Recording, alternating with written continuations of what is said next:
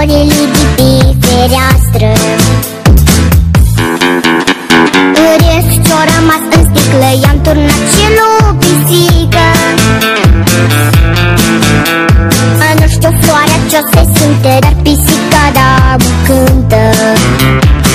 Și noi cântăm cu dânsea hopa, țunia, țunia, hopa. Toată lumea toată-i încântată de pisica talentată. Hopa, hai că-i bună, hopa, nu e o glumă, toți îl cadă pe costică, să le mai aduc o sticlă.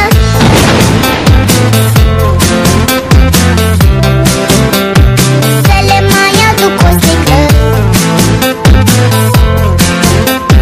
Toți îl cadă pe costică, să le mai aduc o sticlă.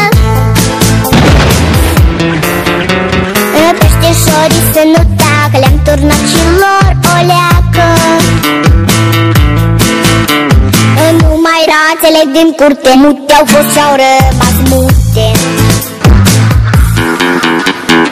Nu știu ce-o să fie mâine, dar acum la toți e bine. Cum se vede, măi costică, sigur n-a fost apă în sticlă. Dar ce-o fi fost acolo? Hopa, țunia, țunia, hopa, toată lumea